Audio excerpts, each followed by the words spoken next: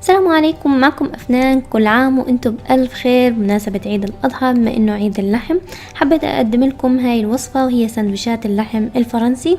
هاي الوصفة كتير طيبة وكتير سهلة، ان شاء الله بتحبوها وبتجربوها. قدمتها بطريقتين، شي حطيت معاه جبنة وشي تركته زي ما هو، وبكل الحالتين كان طعمه كتير طيب. خلونا نبدأ مع بعض ونشوف المكونات.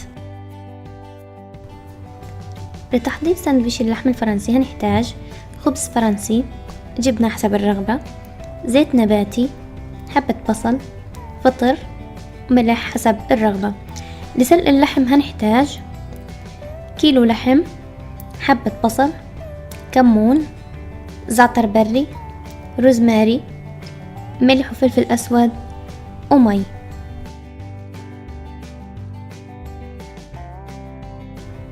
اول شي راح نبلش بسلق اللحمة.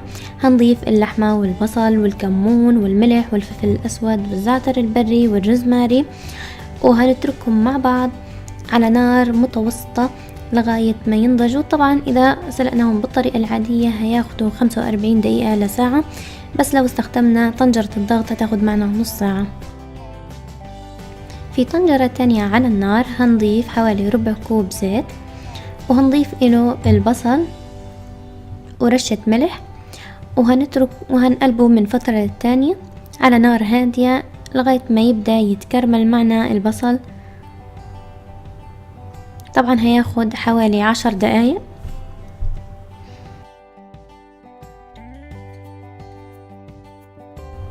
بعد ما صار البصل معنا لونه ذهبي هنضيف له الفطر، وهنقلب الفطر لغاية ما يبدأ يدبل. هنضيف الملح والفلفل الأسود إذا حبيته. بعدين هنضيف حوالي ربع كوب مرق معاه، وهنتركه بس 5 دقايق على النار ونطفيه ونتركه على جنب لغاية وقت التقديم.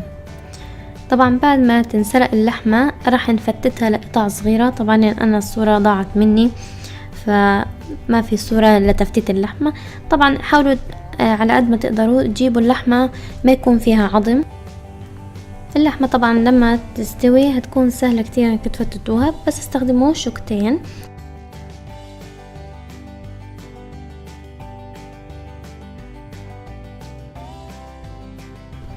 طبعا استخدمت الخبز الفرنسي.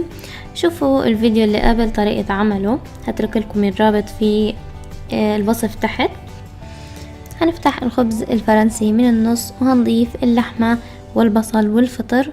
طبعا انا هنا ضفت جبنة شيدر، دخلتها الفرن لمدة 5 دقايق. مجرد ساحت معي الجبنة طلعتها. ممكن هذا يعني خيار اضافي، يعني اذا ما حابين تضيفوا جبنة يعني قدموا سندويشات زي ما هي، جنبها صحن مرق. وصحتين وعافية عليكم. بذكركم هاي الوصفة موجودة على موقع وصفات زاكية.com. اذا حبيتوا هاي الوصفة لا تنسوا تعملوا لايك للفيديو وتشتركوا في قناتي. اشوفكم الفيديو الجاي. سلام.